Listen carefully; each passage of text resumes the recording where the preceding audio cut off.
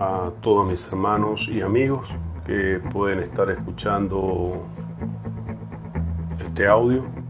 Pronto estaré subiendo a las redes sociales el Evangelio según Marcos. Pero antes de subir este Evangelio, pues quisiera dar una breve introducción según la perspectiva judío-mesiánica dada por el maestro, por el rabino Dan Abraham Hayim. Él da una breve introducción de Marcos, o en hebreo Meir, que es interesante, pues, es muy interesante, pues, que nosotros podamos ver esta perspectiva. Él dice que el Evangelio de Marcos es el más corto de todos nuestros evangelios. Fue escrito por un judío que conoció personalmente a Yahshua, o sea, decir a Jesucristo, en su temprana juventud, y luego se constituyó en el asistente personal de Shimon Kefa, es decir, de Pedro. O sea, él se constituyó como el asistente de Pedro. Dice que el nivel hermenéutico de Marcos es de primer grado y está regido por las 7 leyes de interpretación conocidas como las leyes de Hillel. Hillel era una de las 2 escuelas que existía en el tiempo en que Jesucristo estaba en Jerusalén predicando. Está la otra escuela, que es la de Shammai, y fue contra esta escuela que el Señor se dirigió cuando dijo: ustedes, escribas y fariseos hipócritas, que andan buscando un prosélito por mar y tierra, y cuando lo consiguen lo hacen más hijos del infierno que vosotros mismos. O sea, era contra esta escuela que el Señor Jesucristo se levantaba, porque no aceptaba de que los gentiles llegaran a conocer al Dios de Israel, mientras que la escuela de Hillel sí.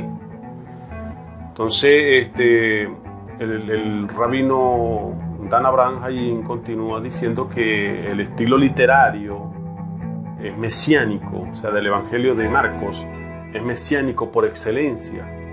O sea, que existió primeramente en forma oral y era repetido de memoria por los discípulos originarios del rabí hasta el momento de escribirlo, a fin de preservarlo para la posteridad en las nuevas condiciones de exilio que se avecinaban y la extensión que estaban teniendo las enseñanzas del rabí por todo el mundo conocido, incluyendo los pueblos gentiles.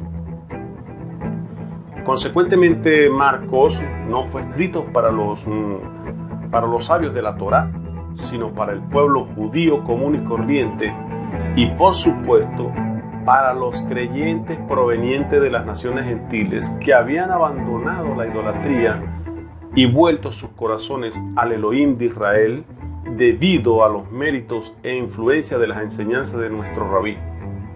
No es un libro que tenía delante la casa de David o la casa de Aarón, entre las cuales existían frecuentes intercambios matrimoniales, sino al judío común y corriente que debía conocer lo básico de la Torá, de las enseñanzas del rabí y la manera como debería vivir ahora que se habían encontrado con el profeta del cual había hablado el rabino Moisés. Consecuentemente, el propósito de Marco es preparar la conciencia judía para el tiempo de la redención final.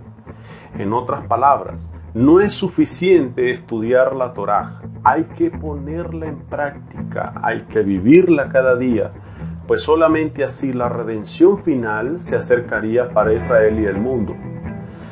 Marco es un libro de práctica judía.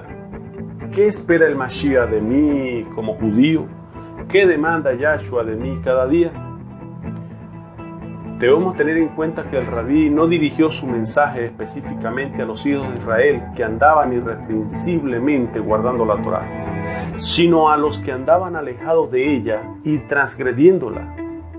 Nos dice Marcos que el rabí dijo: los sanos no tienen necesidad de médico, sino los enfermos. No vine a llamar a justos, sino a pecadores. ¿Cuál es el propósito de esta misión? Que hicieran purificación y se volvieran al Eterno de sus malos caminos. Cuando comprendemos esto, comenzamos a vislumbrar la riqueza de este Evangelio.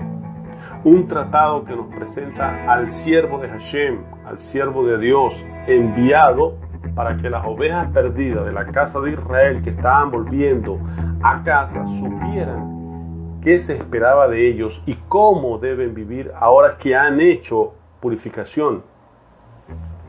Marcos es tal vez el más hebraico de todos los evangelios, en el sentido que expresa una conexión con la Torá oral único en su clase. Debido a esto, Marcos contiene 12 secciones que se corresponden con las primeras 12 secciones de la Torá, con las 12 secciones de la Torá, libro de Moisés, y con las 12 tribus de Israel. Esta es la razón por la cual lo ha colocado como el primero, o los judíos mesiánicos colocan a este evangelio como el primero en su orden, debido a su estilo mesiánico que refleja como ningún otro la manera como fue memorizado, repetido y transmitido verbalmente los dichos y enseñanzas del rabí en su nivel de enseñanza. Esto no significa que Marcos no pueda ser interpretado en otros niveles, pero que su estructura básica es gramatical y literal. Solamente usando las 7 leyes podemos encontrar en dicho escrito, en dicho evangelio, alusiones y enseñanzas que ven más allá de su sentido primario. El evangelio estuvo en la memoria de los discípulos originarios por unos 10 años, hasta que finalmente fue escrito 15 años antes de la destrucción de Jerusalén y el templo, cuando la mayoría de los creyentes de origen no judío comenzaban a multiplicarse grandemente como resultado del trabajo de Saúl, o de Saulo, o de Pablo, y su academia, de la cual el propio Marcos formó parte en un principio. ¿Qué motivó su retiro de la academia de Pablo y su vuelta a la academia de Jacob, o de Santiago, de Pedro y de Juan? Esto precisamente causó luego una seria disputa que dividió la academia de Pablo en 2 escuelas, la de Bernabé y la de Pablo. Finalmente, ambas escuelas se reunificaron de nuevo cuando Pablo aceptó el regreso de Marcos. Y es aquí donde nuestro evangelio adquiere su mayor relevancia entre los no judíos. En un principio, Marcos no entendía ciertas enseñanzas de Pablo y tal vez las consideró una desviación del judaísmo. Pero cuando Bernabé le instruyó más privadamente acerca de la misión especial y única entregada a Pablo, es decir, cómo deben vivir los no judíos dentro de la familia de los santos, Marcos regresó y la reunificación tuvo lugar. Fueron recibidas en primer siglo dentro del movimiento originario. Mis amados hermanos, esta pequeña introducción acerca del Evangelio de Marcos, que es muy interesante, es muy importante verlo desde el punto de vista mesiánico, judío mesiánico, fuera bueno que nosotros también comenzáramos a investigar esto, ya que es un evangelio, como lo dicen ellos, único en su clase, hebraico completamente. Mis amados hermanos, sin más nada que decirle,